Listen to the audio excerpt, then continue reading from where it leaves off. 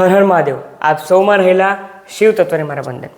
મિત્રો, લાસ્ટ વિડીયોમાં આપણે મકર રાશિના તમામ જાતકો માટે વર્ષ 2025નો જુલાઈ મહિનો શું લઈને આવી રહ્યો છે તેના વિશે ડિટેલમાં ચર્ચા કરી છે। જો તે વિડીયો તમે મિસ કરી ચૂક્યા છો તો મેષથી લઈને મકર રાશિના તમામ જાતકો માટે આવનારો મહિનો કેવો રહેવાનો છે તેની લિંક આપવામાં આવેલ છે। ફક્ત તેના પર ટેપ કરો, તમે તે વિડીયો પર પહોંચી જશો। આજના વિડીયોમાં આપણે ચર્ચા કરશું કે કુંભ રાશિના તમામ જાતકો માટે, એટલે કે જે કોઈ પણ જાતકોનું નામ ગ, શ અને સ આ ત્રણ મૂળાક્ષર પરથી થાય છે તે તમામ રાશિના જાતકો માટે જુલાઈ મહિનો શું લઈને આવી રહ્યો છે।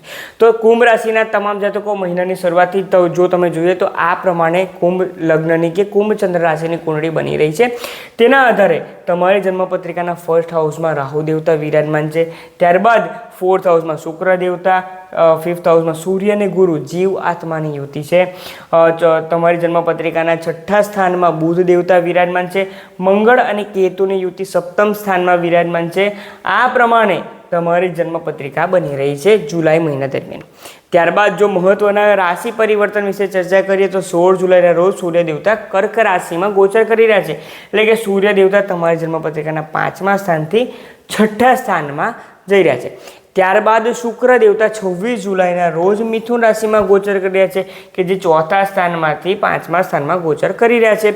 અને અંતે મહિનાના અંતમાં 28 જુલાઈના રોજ મંગળ દેવતા કન્યા રાશિમાં ગોચર કરી રહ્યા છે, કે જે હાલમાં સિંહ રાશિમાં મંગળ કેતુની પાપ યુતિ બનાવી રહ્યા છે, જે સપ્તમ સ્થાનમાંથી અષ્ટમ સ્થાનમાં આવી શકે છે। આ પ્રમાણે કુંભ રાશિના તમામ જાતકો મહિનાની શરૂઆતથી અંત સુધી ગ્રહો રહેવાના છે। હવે આપણે આગળ વાત કરીએ કે આ ગ્રહો શું કહેવા માંગે છે, પરંતુ તે પહેલાં જો તમે આ વિડીયો આજે જ જોયો છે, આ ચેનલને પણ તમે આજે જોઈ રહ્યા છો, તો આચાર્ય સંકેત શુક્લ યુટ્યુબ ચેનલને તમારે અવશ્ય સબસ્ક્રાઈબ કરી લેવી જોઈએ। જેનું કારણ તે છે કે જ્યોતિષ, વાસ્તુ તેમજ સ્પિરિચ્યુઅલ સાયન્સ અને ઘણા બધા પ્રેડિક્શન, તમારો આવનારો સમય અને દેશ અને દુનિયામાં શું થવાનું છે તે તમામની માહિતી હું યુટ્યુબ ચેનલ પર અવેલેબલ કરતો હોઉં છું। અને તે વિડીયોઝ ઘણા લોકો હજારોની સંખ્યામાં જે પ્રમાણે તમારી સ્ક્રીન ઉપર દેખાઈ રહ્યું છે તે પ્રમાણે તે નિહાળી રહ્યા છે। તેથી ચેનલને સબસ્ક્રાઈબ કરીને બેલ આઇકન પ્રેસ કરીને ઓલ ટેપ પર ક્લિક કરવાનું તમારે ન ભૂલવું જોઈએ। આગળ આપણે વાત કરીએ આપણા મહત્વના ટોપિક પર, તો કુંભ રાશિના જાતકો માટે જુલાઈ 2025 શું લઈને આવી રહ્યો છે। ગ્રહોની સંરચના તો મેં તમને કહી છે, પરંતુ કુંભ રાશિના જાતકો શરૂઆત કરીએ તમારા સ્વાસ્થ્યથી, કારણ કે સૌથી પહેલી નિરોગી કયા, ત્યારબાદ બીજી બધી મોહમાયા। તો કુંભ રાશિના તમામ જાતકો આ મહિનાની શરૂઆતથી જો આપણે વાત કરીએ તો તમારી જન્મપત્રિકાના ફર્સ્ટ હાઉસમાં રાહુ દેવતા વિરાજમાન છે, મંગળ કેતુની પાપ યુતિ 28 જુલાઈ સુધી રહેવાની છે। તેથી ફર્સ્ટ હાઉસ કે જે તમારા વિચારો છે, તમારી મેન્ટાલિટી છે, તમારું ફિઝિકલ એપિયરન્સ છે, તો આ મહિના દરમિયાન થોડુંક પણ કામ કરવાથી ખૂબ વધારે થાક લાગી જવો, તેમજ ઓવર થિંકિંગ કરવું, અને જે કંઈ પણ ઘટનાઓ હજુ સુધી બની જ નથી તે ઘટનાઓ વિશે વિચાર કરીને તમે તમારી મનોસ્થિતિ, માનસિક સ્થિતિને ક્યાંક ને ક્યાંક હાર્મ કરી રહ્યા છો, એટલે કે તેને તકલીફ તમે પહોંચાડી રહ્યા છો। તમારે ઓવર થિંકિંગથી ખાસ બચવાનું રહેશે। હવે તમે કહેશો ઓવર થિંકિંગથી કયા પ્રમાણે બચવું જોઈએ, તો તેના માટેનો ઉપાય હું વિડીયોના અંત સુધીમાં હું તમને આપવાનો છું, તે જરૂરથી તમારે ચેક કરી લેવાનો છે। આગળ આપણે વાત કરીએ તો આ પ્રમાણે તમારે મનોસ્થિતિ, માનસિક રીતે તમે ખૂબ વધારે આ મહિનામાં પીડાઈ શકો છો, તે બાબતે કાળજી રાખવાની છે। માનસિકના સાથે જો તમારા ફિઝિકલ હેલ્થની વાત કરીએ કે સ્વાસ્થ્યની વાત કરીએ તો 1 થી 16 જુલાઈ સુધી સ્વાસ્થ્ય બાબતે કોઈ તકલીફ નથી, પરંતુ 16 જુલાઈ બાદ જ્યારે સૂર્ય દેવતા 6ઠ્ઠા સ્થાનમાં આવવાના છે, તો તે દરમિયાન સૂર્ય દેવતા આરોગ્યના દેવતા રોગ, ઋણ અને શત્રુના સ્થાનમાં જતા હોવાના કારણે તમે કોઈકને કોઈક વાયરલ ફીવર કે કોઈ પણ હેલ્થને લગતી સમસ્યા, અને ખાસ કરીને 6ઠ્ઠું સ્થાન એટલે કે પેટને લગતી, જો તમને ગેસ, એસિડિટી, બ્લડ પ્રેશર કે પછી કોલેસ્ટ્રોલની તકલીફ છે, એક્સ્ટ્રા કાળજી રાખવાની છે, નહીં તો તે તમને ક્યાંક ને ક્યાંક હોસ્પિટલના ધક્કા પણ કરાવી શકે છે, કારણ કે તે 6ઠ્ઠા સ્થાનથી સીધી દ્રષ્ટિ તમારા વ્યય અને હોસ્પિટાલિટીના સ્થાન એટલે કે 12મા સ્થાન પરથી દ્રષ્ટિ કરી રહી છે। તેથી 16 જુલાઈ બાદ આ કાળજી રાખવાની છે, પરંતુ 1 થી 16 જુલાઈમાં તમે કાળજી રાખશો તો જ 16 થી 30માં તમારું પેટ અને તમારી બોડી સારી રહેશે ને। તેથી પૂરા મહિના દરમિયાન તે તો કાળજી રાખવાની રહેશે જ। આગળ આપણે વાત કરીએ તો તમારી જન્મપત્રિકાના સેકન્ડ હાઉસ કે જે ધન, વાણી, તમારી ફેમિલી વેલ્યુઝનું સ્થાન છે, તો તે શું સૂચવે છે? મિત્રો શુક્ર દેવતા 26 જુલાઈ બાદ જે પંચમ સ્થાનમાં આવવાના છે ને અત્યારે હાલમાં પણ ચતુર્થ સ્થાનમાં વિરાજમાન છે. શનિ દેવતા કે જે પેશન્સ ધીરજના કારક છે, કન્ફ્યુઝનના કારક છે. તો તમે કોઈ પણ ઓનલાઈન શોપિંગ કરી રહ્યા છો કે કંઈ પણ વસ્તુ પરચેસ કરવા જઈ રહ્યા છો તો તે પરચેસ કરતાં પહેલાં તમે ક્લિક કરતાં પહેલાં 100 નહીં 200 વખત વિચારશો શું કરવું, પરચેસ કરવું જોઈએ કે ન કરવું જોઈએ. તમારા કામની વસ્તુ હશે તો પણ તમે વિચાર કરશો કે મારે પરચેસ કરવું કે ન કરવું. આ પ્રમાણે કન્ફ્યુઝન ક્રિએટ થશે અને તમારા ખર્ચાઓ પર કયા પ્રમાણે અંકુશ લાવવાનો છે એ પ્રમાણે તકલીફ કરશે. એક જગ્યા પર શુક્ર દેવતા કે જે તમને ભોગ વિલાસ તેમજ દરેક પ્રકારની ડિઝાયર માટે તમને ઓતપ્રોત કરશે, જ્યારે શનિ દેવતા ધનના સ્થાનમાં છે તે ક્યાંક ને ક્યાંક તમને કહેશે, અંદરથી અવાજ આપશે કે ના આ વસ્તુની જરૂરત નથી તો પરચેસ કરવાની પણ જરૂરત નથી. હાલમાં આપણે થોભી જઈએ, જ્યારે બેંક બેલેન્સ સારું થશે ત્યાર પછી આપણે ખુલ્લા દિલથી આપણે પૈસાનો યુઝ કરીશું. આ પ્રમાણે કન્ફ્યુઝનમાં તમારો મહિનો જઈ શકે છે. વિડીયોના અંતમાં તેના માટેનો હું તમને ઉપાય આપવાનો છું કે કયા પ્રમાણે તમારા કન્ફ્યુઝનને તમારે દૂર કરવાનું છે. સાથે જ શનિ દેવતા તમારી જન્મપત્રિકાના સેકન્ડ હાઉસમાં છે, તેથી જો તમારી વાણીની વાત કરું તો તમારી વાણીમાં સિરિયસનેસ આ મહિનામાં ખૂબ આવશે. એટલે કે તમે એ પ્રમાણેની તમારી વાણી થઈ શકે છે કે તમે કોઈ પણ વસ્તુ પહેલી વખત કરી રહ્યા છો ને તો પણ તે પ્રમાણે તમે તે વાતને કરી રહ્યા છો કે તે કામ કરી રહ્યા છો કે જાણે તમે તેના એક્સપર્ટ છો. અને પ્રોબ્લેમ સોલ્વિંગ નેચર તમારો કરાવી શકે છે, કારણ કે 2, 6, 10નો ત્રિકોણનો સંબંધ શનિ દેવતા સાથે થઈ રહ્યો છે. તેના કારણે તમારો પ્રોબ્લેમ સોલ્વિંગ નેચર કરી શકે છે.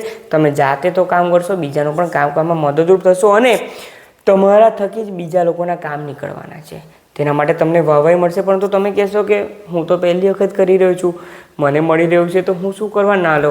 એ પ્રમાણેનો આ મહિનો તમારા માટે રહી શકે છે કે તમે થોડીક એક્સ્ટ્રા એફર્ટ કરશો અને લોકોમાં તમને વાહવાઈ મળી જવાના સંજોગો પૂરેપૂરા થઈ રહે છે.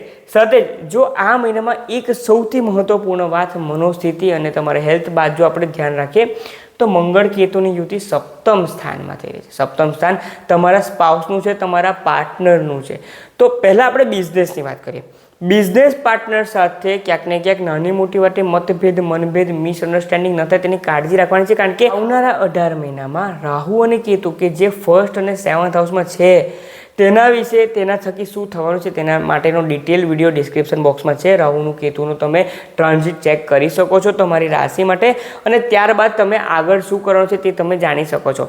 તે ઘણો લાંબો વિષય છે, ખૂબ મોટો વિડીયો છે, તે તમે તમારી રાશિ માટે ચેક કરી લેવું તમારે. તો આગળ આપણે વાત કરીએ તો રાહુ અને કેતુ અને મંગળ કેતુ ખાસ સપ્તમ સ્થાનમાં છે, જેના કારણે તમારા સ્પાઉસનું લાઈફ પાર્ટનર, બિઝનેસ પાર્ટનરની તો વાત કરી ચૂક્યો છું, તમારા સ્પાઉસનું ક્યાંક ને ક્યાંક હેલ્થ ઇસ્યુઝ આવવાના સંજોગો વધી રહ્યા છે. તમારા જે પ્રમાણે તમારું સ્વાસ્થ્ય છે તે પ્રમાણે તમારા સ્પાઉસનું સ્વાસ્થ્ય પણ તમને હોસ્પિટલના ધક્કા કરાવી શકે છે. તે વાતની તમારે કાળજી રાખવાની છે. સાથે ફક્ત તેમનું સ્વાસ્થ્ય જ નહીં પરંતુ તેમનો નેચર પણ ખૂબ મૂડી બિહેવિયર થઈ શકે છે. એટલે કે નાની નાની વાતે તમારા પર ચીડાઈ પણ શકે છે અને તમને થઈ શકે છે કે આમનું નેચર આ પ્રમાણે શા માટે ચેન્જ થઈ ગયો છે. તો તે મંગળ કેતુના કારણે જ આ બધું થઈ રહ્યું છે. જ્યારે 28 જુલાઈના રોજ મંગળ દેવતા રાશિ પરિવર્તન કરશે તો તે પણ નોર્મલ થઈ જશે. કેટલાક લોકોએ તો અત્યારથી જ ફીલ કરવાની શરૂઆત કરી દીધી હશે. જો તે કરતા હોવ તો કમેન્ટમાં જણાવવાનું ન ભૂલશો. હવે આપણે આગળ વાત કરીએ તો મંગળ કેતુની યુતિ તમારા સ્પાઉસનું સ્વાસ્થ્ય અને તેમનું નેચર ચેન્જ કરી શકે છે. તમારા પર ડાઉટિંગ નેચર તે કરી શકે છે. શુક્ર દેવતા 4થા સ્થાનમાં વિરાજમાન છે, તેની જે સીધી દ્રષ્ટિ થઈ રહી છે તે 10મા સ્થાન પર થઈ રહી છે. મંગળ કેતુની ભલે પાપ યુતિ છે, પરંતુ મંગળ દેવતા જેમ જેમ કેતુ દેવથી દૂર જતા જશે, એટલે કે 28 જુલાઈ કે 12 જુલાઈ બાદ મંગળ દેવતા કે જે કેતુ દેવથી જે દૂર જશે, મંગળ દેવની 4થી દ્રષ્ટિ તમારા 10મા સ્થાન પર, કર્મના સ્થાન પર, કરિયરના સ્થાન પર આવી રહી છે, જેના કારણે મંગળ દેવ તમને તમારા બોસ તરફથી ખૂબ વાહવાઈ અપાઈ શકે છે, તમારા વખાણ કરી શકે છે, તમને રેકગ્નાઇઝેશન પણ આપી શકે છે કે તમારા થકી જે કામ થઈ રહ્યું છે. શનિદેવ તો મદદ કરવાના છે પ્રોબ્લેમ સોલ્વિંગમાં, એ પ્રમાણે મંગળ દેવ પણ મદદ કરી શકે છે. તો આ પ્રમાણે તમામ જાતકોએ, કુંભ રાશિના જાતકો માટે આ મહિનો રહી શકે છે. હવે સૂર્ય અને ગુરુની જે છે તે 5મ સ્થાનમાં જે દ્રષ્ટિ થઈ રહી છે તેના કારણે જો તમે એજ્યુકેશન કરી રહ્યા છો કે તમારા બાળક એજ્યુકેશન કરી શકે છે, ગુરુદેવ તો ત્યાં છે અને અતિચારી અવસ્થામાં છે. તમારા બાળકનું કે તમારું પોતાનું પણ એજ્યુકેશન ખૂબ સારું રહેવાનું છે. એક્ઝામમાં ખૂબ સારું તમે પ્રિપેરેશન તો કરો છો, પરંતુ ખૂબ સારું રિઝલ્ટ લાવી શકો છો. તે તમારા માટે ખૂબ સારાનું છે. તેથી કરિયર અને એજ્યુકેશન વાઇઝ જો જોવા જઈએ તો કુંભ રાશિના તમામ જાતકો આ મહિનો તમારા માટે ખૂબ સારો છે. અને પૈસા બચાવવામાં પણ શનિદેવ તો મદદ તો કરવાના છે. તેથી તે પણ તમારા માટે મહિનો ખૂબ સારો રહેવાનો છે. હવે ઉપાય શું કરવાનો છે? ઉપાય તરીકે આપણે વાત કરીએ તો સૂર્યદેવ અને ગુરુદેવની જે પંચમ યુતિ થઈ રહી છે અને સાથે જ 1, 5, 9નું જે ત્રિકોણની જે યુતિ થઈ રહી છે, રાહુ દેવતાને પણ આપણે શાંત કરવાના છે. તેથી કુંભ રાશિના તમામ જાતકો આ મહિનામાં તમારે નિયમ તે બનાવવાનો છે. સૂર્યોદય પહેલાં તમારે દિવસની શરૂઆત કરવાની છે જ. સાથે જ તમારો આ મહિનાને વેલ પ્લાન્ડ વેલ રૂટીનમાં રાખવો જરૂરી છે. જો તે પ્રમાણે તમે રૂટીન પ્રમાણે રહેશો, આળસમાં નહીં જાઓ, તો આ મહિનો તમારા માટે ખૂબ જ સારો રહેવાનો છે.